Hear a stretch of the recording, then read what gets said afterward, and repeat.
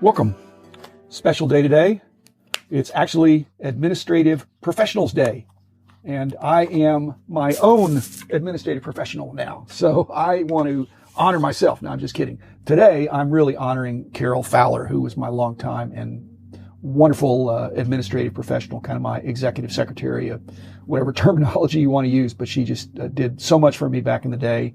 Many of you knew her and know her. And basically, she was kind of the person that people had to go to get to me back for a couple of decades, actually. So again, this is a kind of a pre-tribute to Carol. She's not passed away. She's in her prime, but retired now. And I wish her well, but I'm just having excellent memories of back in the day when I was so busy I needed somebody to help me every day with all the stuff that came with the tasks and the position that I was in. And to have somebody so capable, I was truly blessed. So thanks to the sponsors, Beckett Media, Beckett Grading, Beckett Authentication, ComC.com, Burbank Sports Cards, Mike Stadium Sports Cards, Heritage Auctions, Huggins & Scott Auctions, Upper Deck, Tops, and Panini. And Carol was the gatekeeper for many of those, probably not all of them, but almost all of them. So she had was on a first name basis with many of the people from those companies, and she knew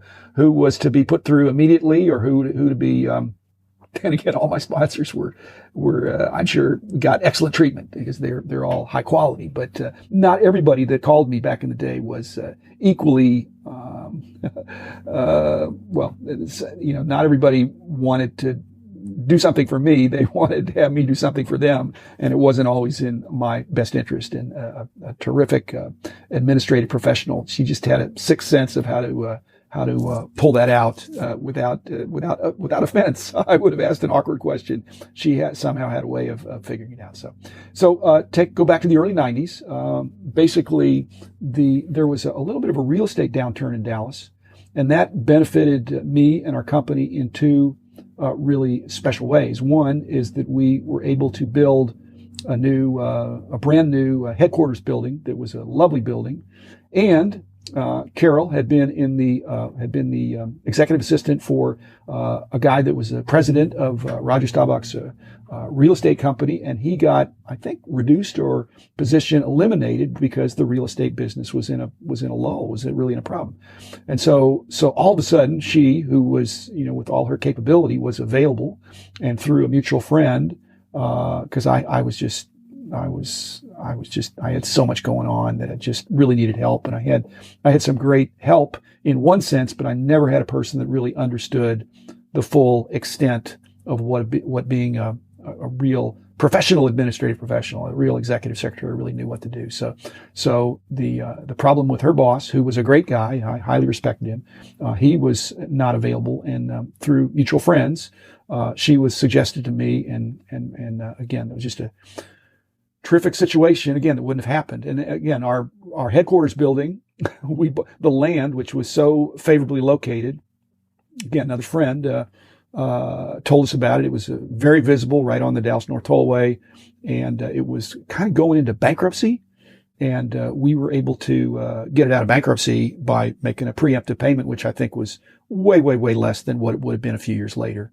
And in addition, we were able to secure the top architects and the top builders in the whole area who again, I knew them a little bit, but again, through some mutual friends, they weren't as busy because again, there was a little bit of a downturn in the real estate market. So the downturn allowed us to have a great building, and just as importantly, or maybe more, allowed me to have a terrific executive assistant in Carol.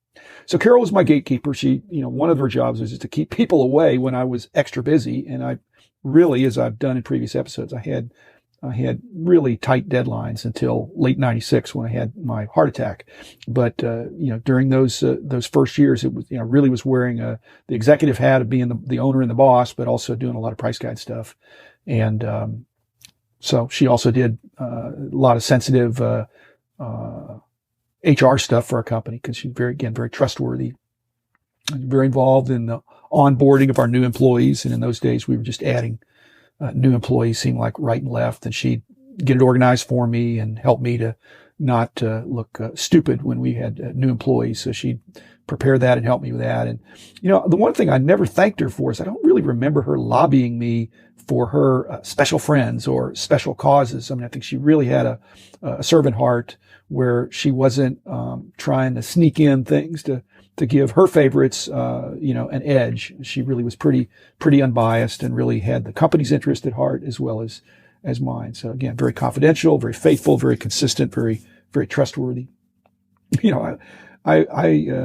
I realized lately that for many decades I was saving up superlatives. I don't know that I was that stingy with praise, but I just, I don't know what I was waiting for, but, certainly after you have a heart attack, you realize that life is short. Yeah, I knew that before, but I absolutely knew it. And then now that I'm retired, it's just nice to wake up and realize that I am and was surrounded by wonderful, friends and teammates, and not just Carol, but certainly Carol. So it's been a great blessing. After I sold the company, I did an episode on that a few months ago, a couple episodes, the before and the after. Well, Carol was one of the before and after people. I think the only one. I basically reduced the number of employees pretty drastically. 99% of the people went with the new company. I kept Carol as indicative of her value. But over time, her hours gradually reduced, really for lack of work. It wasn't any of her fault, but my intention was to be retired and to gradually cut back. And so that meant cutting her hours back somewhat. I remember, we started probably at 5 days a week, then went to 4, went to 3, and at 3 days a week, then it looked to me, I don't think I communicated this to her very well, but it just seemed like even though my heart wanted to always have her there as a buffer for me, somebody of her caliber, she just wasn't being that properly utilized. I mean, I had friends that really needed somebody like her, and I don't think I was being selfish because, again, I used her. That was great, but I was needing her less and less. And even the gatekeeper role was adding friction. When somebody wanted to meet with me, now they just contact me directly, and we either work it out or we don't. And I promise you, I miss Carol in the times when she could so politely decline for me when I don't want to meet with somebody. So I wound up having some meetings I don't want. But again, releasing Carol into a situation where she was a great blessing to a friend of mine who needed somebody exactly of Carol's caliber. And so I knew this very aggressive young CEO who had a company that was just growing like crazy, like ours had been. And he needed somebody like Carol. So, and I knew his dad.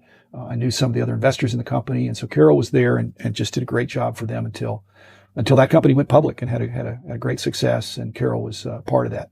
And then she did something else, and now she's retired, which she deserves. And she's not old enough to retire, but I'm always happy when somebody's able to retire when they still have an awful lot of life and enjoyment. She's got a great husband, and that's again probably one of the reasons I want to be retired is because I got a great wife, and she wanted to be retired because she's got a great husband, and so they're up in Arkansas now. Another thing that was really positive is that I always felt that Carol and I were on the same page in many respects. And I mean by that I mean worldview, spiritually, not necessarily politically, but we didn't have big arguments, and she could kind of see where I was coming from. Certainly, as I moved in the last 15 years more into my pro bono consulting, she kind of understood the kind of people that I wanted to meet with. The simple answer is I don't like meeting with jerks. Carol and I would agree on if 100 people showed up and wanted to meet over some period of time, we would agree on sizing up 99 out of 100 people.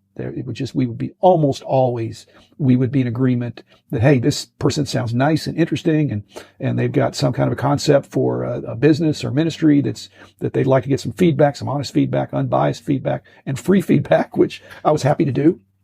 And many of my friends would join in for that. So that's been a great ride. But like I said, 9 out of 100 times we would agree.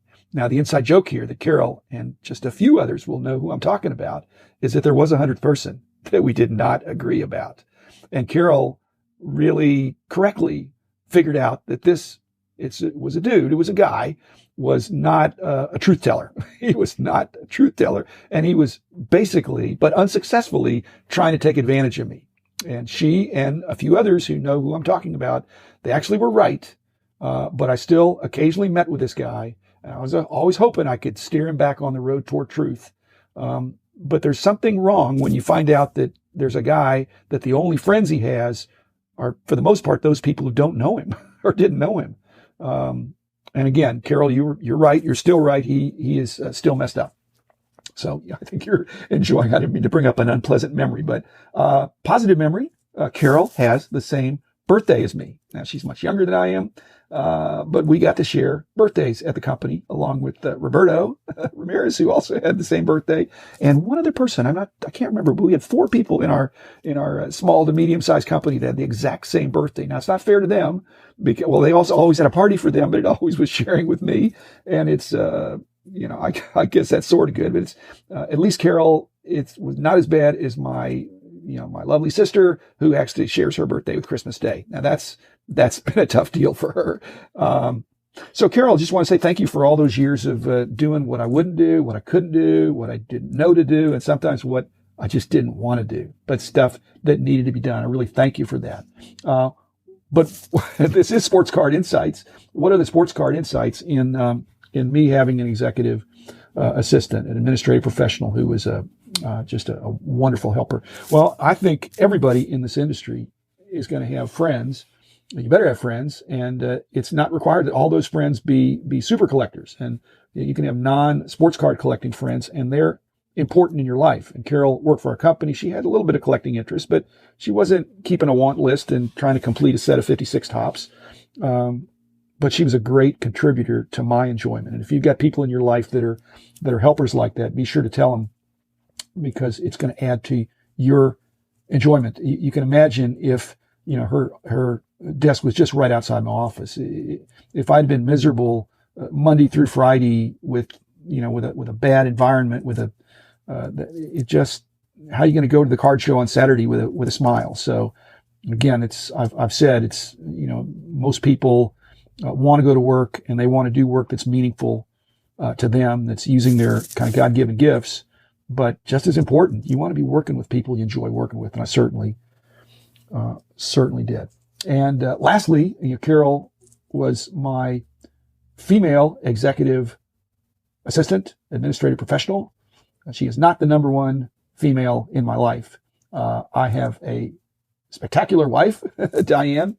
And the wonderful thing about that, another lesson for y'all, if you have other women in your life, the fabulous thing is that Carol and my wonderful Diane had a mutual admiration society, each one really enjoying and respecting the other and appreciating the other. So, other than that, I guess I'd be in trouble, but I'm not in trouble because I got a spectacular wife, and I had a wonderful administrative professional assistant that my wife could appreciate, that she was making my life better. And Carol's husband, Steve, I hope knew the same thing, that I really wanted the best for Carol. So thanks, everybody. That's light on sports card insights, but a little bit of trip down memory lane for when you saw Beckett Publication operating well, it was because there were people like Carol who were making it happen behind the scenes.